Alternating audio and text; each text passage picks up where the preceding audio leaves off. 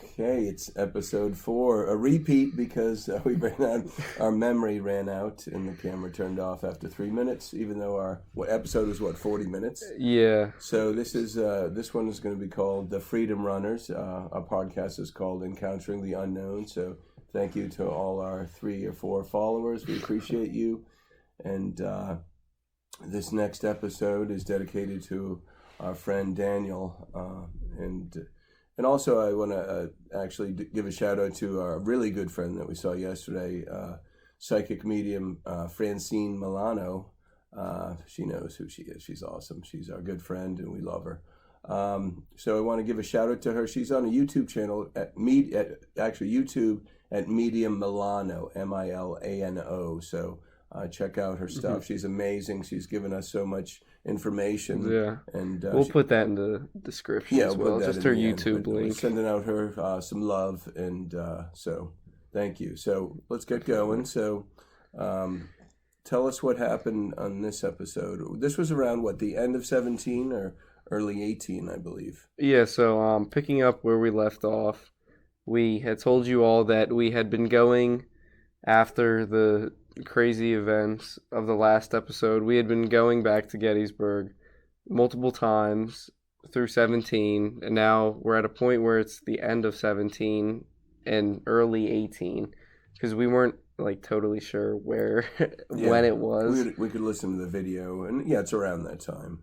Yeah, you are correct. Yeah, we know the range of a couple months of where it could have taken place. But yeah, so this was when we started going to the bridge more, Sachs Bridge. Yeah, great place. Yeah, definitely a cool place. And it was busy back then. Mm-hmm. I remember there were a lot of people who'd go there and ghost tours of there do too, various usually. Things. Yep.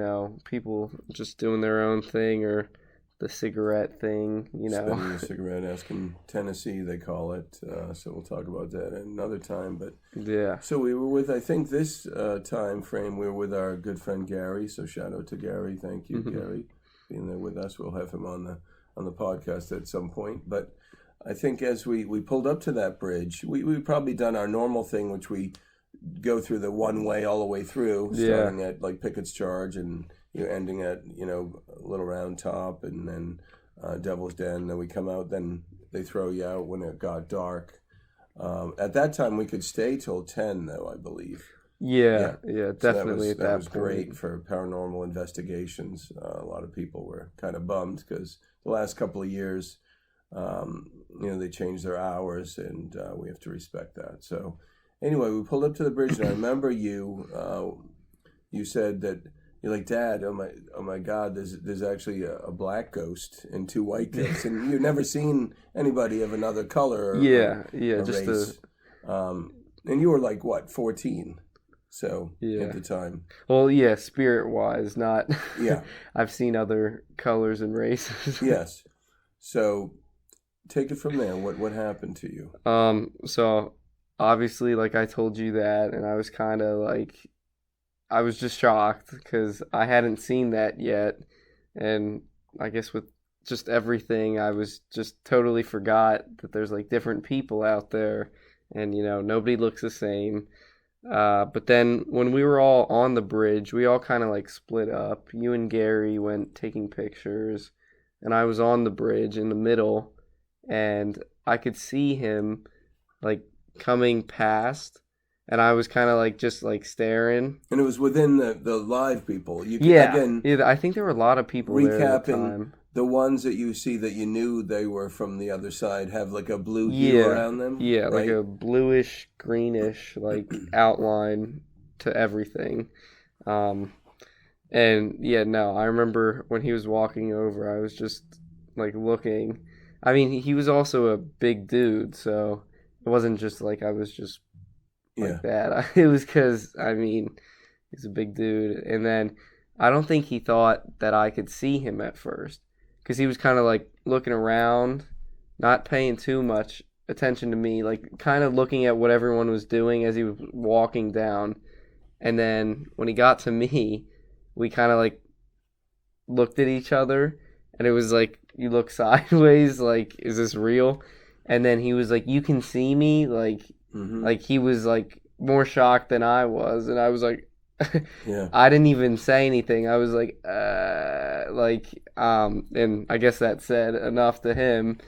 But then after that, that's when like I was looking in his eyes, and then all of a sudden, his like life story it just was shot into my eyes in the matter of seconds. Like it was just like I saw everything just in like I don't know 10 seconds, something like that. Yeah.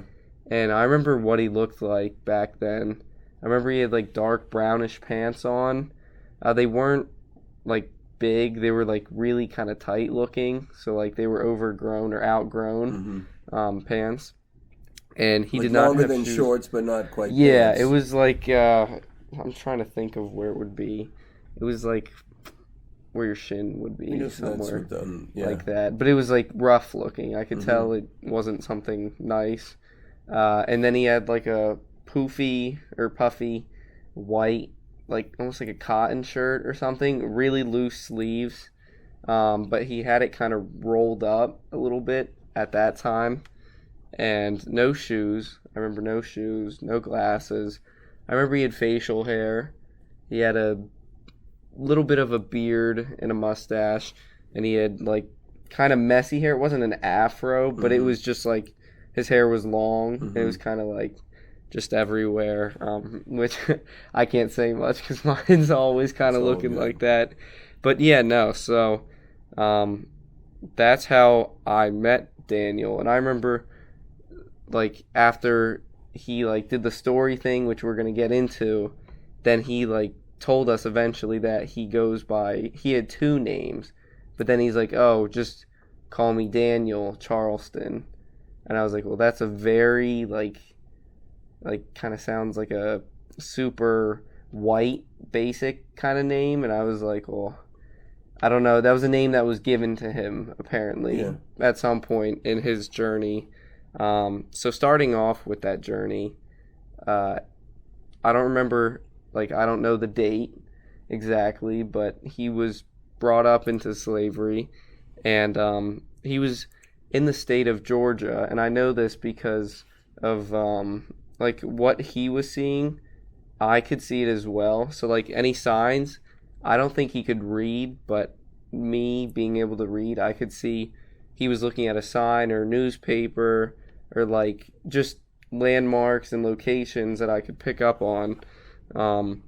So I know he was in the state of Georgia back then, and eventually he lives his life, he meets a girl, and they have kids on the same plantation together, and, you know, his life is starting to look better than worse, finally, for once.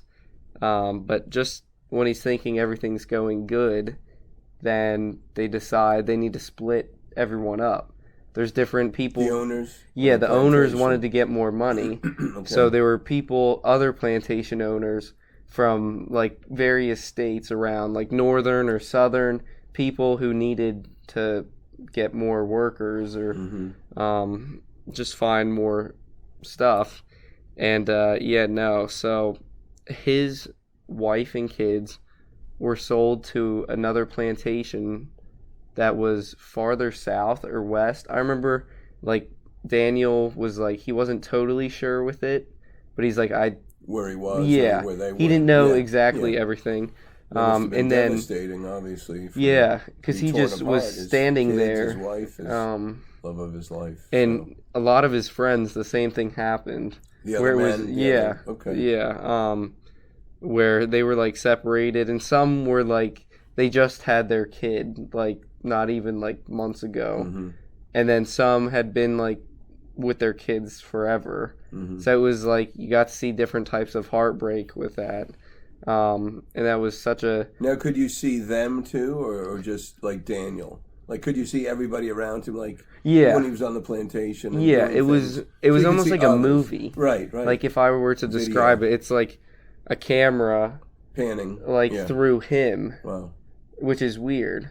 And was it black and white or was it color? It was colored. That's crazy. It was colored. Right? Like I could see like brown, white, blue. Yeah. Like I remember some of the owners or whatever, they'd have like nice like yellow and gray and black suit. Like, I mean, just to me it was kind of weird. I was like, I didn't like the way it was, but it was through Daniel's eyes, so I didn't ever see Daniel in that, because it was his like point of view, right? But I could see his arms and stuff, and it was weird because I could feel what he was feeling, like in the like guilt that like, you know, they got separated and then what was going to happen. But then another big thing that happened, he was like, oh, they got sold, but then he didn't realize that he was getting sold. So him and a bunch of his friends got sold to Virginia. That's where, like, seeing the stuff again, I could see that's where they had been moved.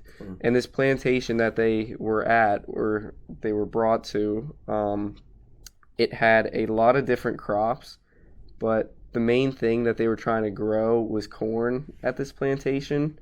So immediately they were all like, you know, this isn't right. In a group of 19, like, some were new, but like most of them were from the original one in Georgia, and they were like, you know, we're just done with this. We can't live like this. After being separated and everything, it wasn't right for them to just keep on, you know, obeying what was going on. Sure. And I could feel total devastation. Like, it was like fear that was being brought out of them, but it was like fear eliciting a reaction. So it was like, you know, just very jumpy and on edge. Like, I don't know what to do, but I know I need to do something soon, or if not now. So since they had the corn, and it was like pretty successful, like the corn was growing great wherever in Virginia this was at, the men were like, okay, we're going to decide to burrow through the corn stalks and make tunnels that we can crawl through and eventually get out. But first they had to like figure out how big this place was, because they were still like fairly new at this point. And so they had help with the new guys also. And then they started doing the burrowing through there. That took like, I'm going to say weeks. Like, it wasn't like months, but it was definitely like a couple weeks or so, or maybe more. But the important thing with that was that some of the guys would pick up other people's work when they had to, like, because the plan burrow. Was going on, yeah. And they had to be careful with how much they were like cutting through and bending the corn stalks, because if you had a bunch of dead corn just like popping up, then that basically signals that you just did something. Right. And the one time they were almost caught by like the people who would watch over them, at the house or whatever. Yeah, so they had to delay their plans for a little bit. It wasn't long. It was like they just waited until it was a little less occupied, because it was normally only like one or two people out there who were really watching, and I could see they had guns. I saw they had like the Springfield probably long rifle, and then like a revolver or something. But they also had dogs there, which was kind of frightening because you could hear them every day. I remember from his perspective, it was just like a reminder of where you were each time. And so then they're finally like ready to get away and to like enact this plan. And so they're like, okay, we got it and everything. And they wait until very early morning, because they're like, okay, you know, stuff's going to go down. Was it the start of their shift, though, or whatever? Because I they're think probably it was up at, like, right when the dawn, when the light is out. It seemed a little earlier than that, like slightly earlier. Because at this point, the watchers, I'll call them, the people who had to watch over, they were kind of lazy and, like, really kind of whatever. They didn't for granted care. These guys are out there or just I think they assumed that no one would try this, something of this magnitude. But so these men then, they were like, all right, it's showtime. And it was very dewy, and it was kind of foggy everywhere, so it was like just encompassing everything. So that was also another layer for them to be like, okay, you know, the watcher, he's kind of doing his own thing. He's back close towards the house, which is away from us. That's what we needed. And then we got this dew blanket that's kind of covering us even more. And it's still somewhat dark out. So then the 19 of them, all different ages, by the way. Like Daniel, I'm going to say was in his mid 30s, just based off of like looking at him appearance and just seeing how much he had already experienced. But some of the guys were like old looking. Like, I mean, it was crazy.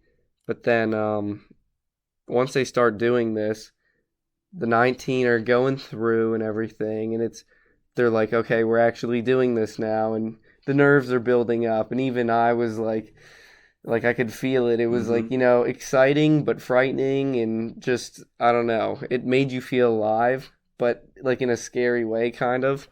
And once they thought they were like almost all the way out, then that's when the guards realized that something was going down. And then they sent dogs out. So right away, 2 people did not make it. Those dogs actually caught up to those people. I think it was like an older gentleman and like one that was probably around Daniel's age, if I'm not mistaken. Just based off of remembering how many were in the group and trying to like figure out whose face wasn't in the picture anymore, which sounds bad, but that's how I was trying to read it. Giving me that whatever video clip of his life. Yeah, that was a lot. Like, because then they were like, "Do we go back and help?" But then the dogs, and then you heard more people coming with rifles, like firing up in the air. Just, I mean, waking everyone up, and I mean, I was definitely like, it was high just, alert. It was freaky. But they had to keep on going, and eventually the 17 got to a point where they couldn't hear the dogs or the men anymore, and they were like, okay, now we can finally rest and just figure out what's going on. And I remember Daniel at this point, he was like, what are we going to do though?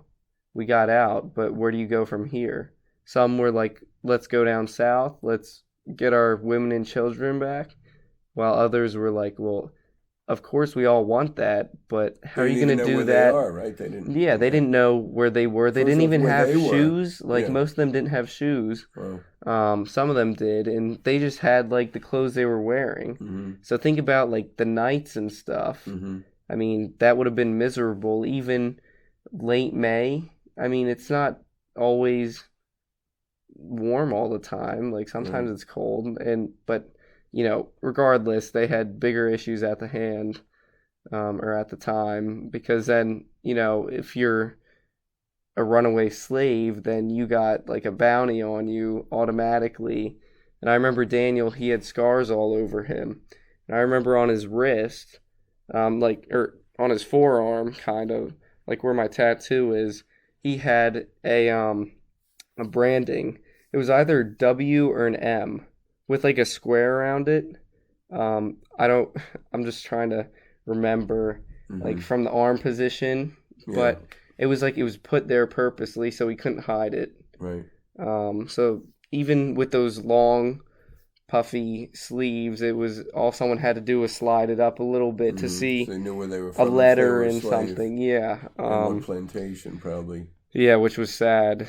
So he had that, and that was like so cruel to even imagine something like that. But then they start moving and they start going from town to town. They try to stay in like rural areas because they figured that people were going to be looking for them.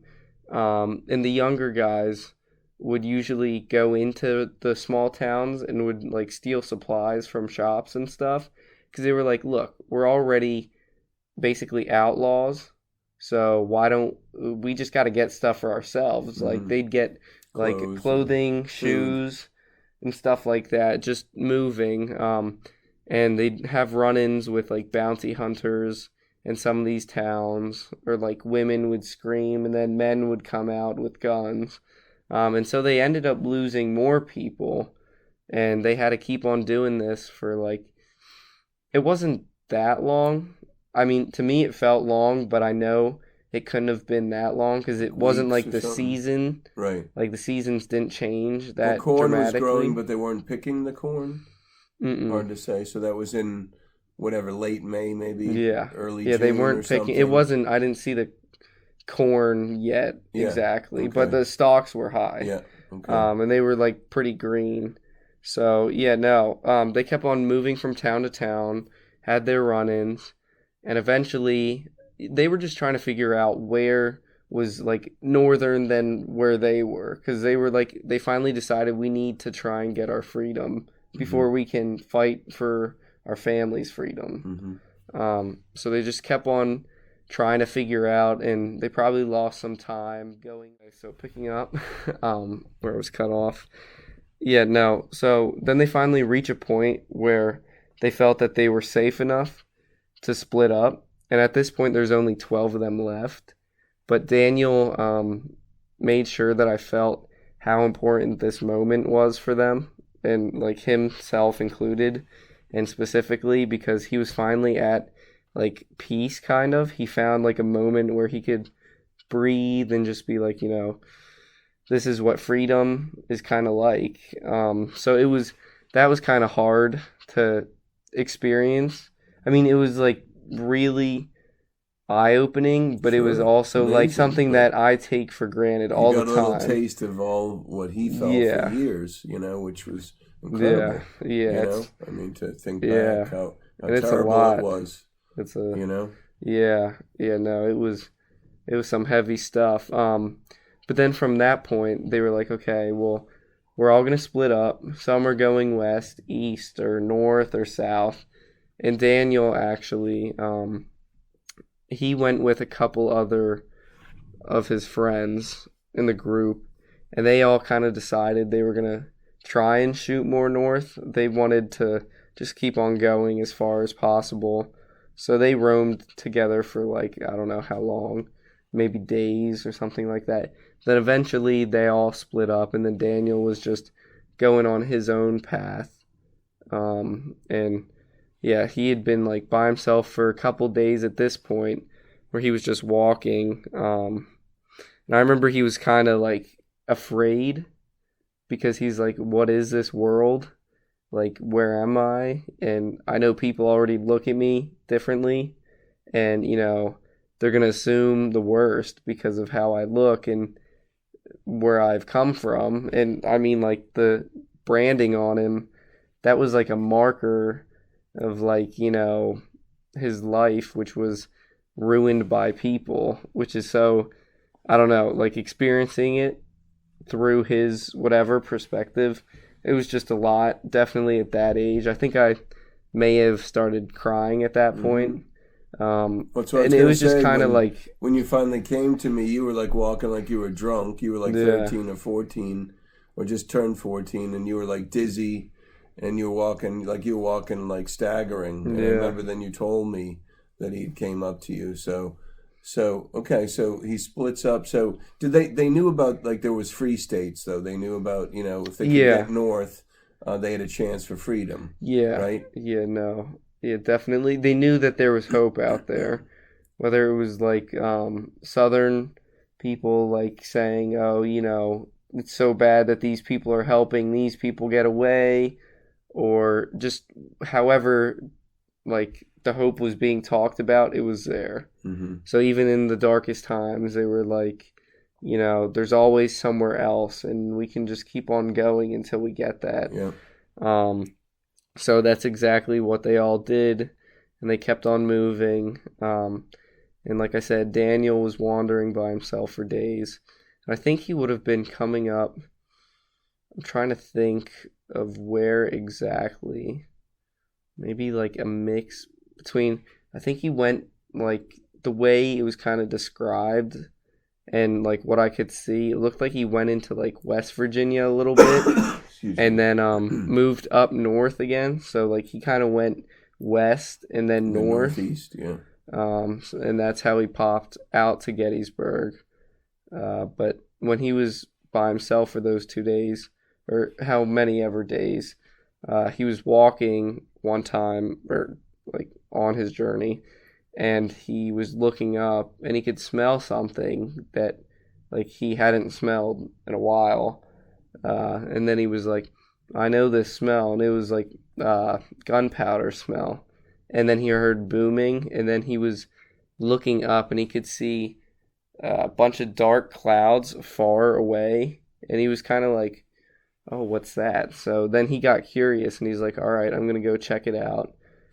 And that's what he did. He started like making his journey towards wherever that was.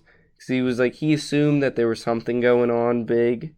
But he was like, this could be my chance to either get freedom or just do something. So that's what he was doing. And he kept on walking. And then I remember as he was walking, then he saw a bunch of people like just fleeing towards him. Like the way that he was coming from, they were going that way. Mm-hmm. Just hordes of people or herds of people. Yeah. Same difference. But yeah, no. And these were like women and children, men also of different ages, predominantly white though. I remember what he was showing. And some had wagons, some had horses, some did not. Some were just running. So it was kind of like, then he was like, what's going on here? And they didn't pay any attention to him really, because he was like walking past them. But at this point, he had more than what he was wearing the first time I saw him. Like, I think he had like a jacket type thing. Yeah. And he had shoes at this point. And I'm trying to think if he had anything else, like what else he would have had. But yeah, he was walking past, and then I remember there was a wagon that was coming, and like I think the one wheel broke, and then it like dipped down, and a bunch of the stuff fell out of it, and the people were like, screw that, and they just like grabbed what they could, and like took the horse off or whatever, and they were like, we gotta go, we gotta keep on going, and there was a paper that fell down, and Daniel picked it up. He couldn't read it, but he was just like looking, trying to see what it was. And he could just see big letters. I remember that was kind of his reaction, just seeing like big, like he saw that there was a definite like title or something, I guess. Just he could see a difference in the wording. But then I remember it said Gettysburg, PA on it. So wherever this newspaper was from, it was from there. Mm-hmm. And it was like talking about, it was either that the war was coming there, mm-hmm. or that it had already been there. And so that was kind of like eye-opening. I was like, whoa, like he was actually in it at this point. And then as he kept on going, I think he was really just anticipating everything, because, you didn't know what was going on at this point. Whether like you were going to run into the enemy right away. And he didn't know which side was where. Yeah, right, he didn't know who was fighting. I mean, from what we know, he was probably on the heels of the Confederates the whole time. Because they came up, and then the North, met them, mm-hmm. north, I guess, or from somewhere, I forget exactly. But then he was like kind of sneaking behind them the whole time, which he did not know at that point. And yeah, I'm trying to think of the leading moments up into the next part, because I'm trying to just think. Because it was a lot. It was a lot to definitely like tell you guys. I remember I was kind of just like you said, I seemed drunk. Mm-hmm. And even just telling it again, it's kind of like the feelings are kind of like dormant a little bit. But once you tell it again, then you're like, wow, like someone lived this. Mm-hmm. And like being someone who didn't live that, that's like, it feels so weird. And you feel out of place almost with that. But it was the ending was not what I anticipated for it all. But you think this is a good place to... We'll probably stop. We'll do the second part of this episode soon. So yeah, that's good. So yeah, because it is a pretty long amount of time to talk about it. So we'll do it soon though. Definitely. Okay. All right. Well, thank you, everyone. Thank you. Take God care. bless. Happy Easter, everybody.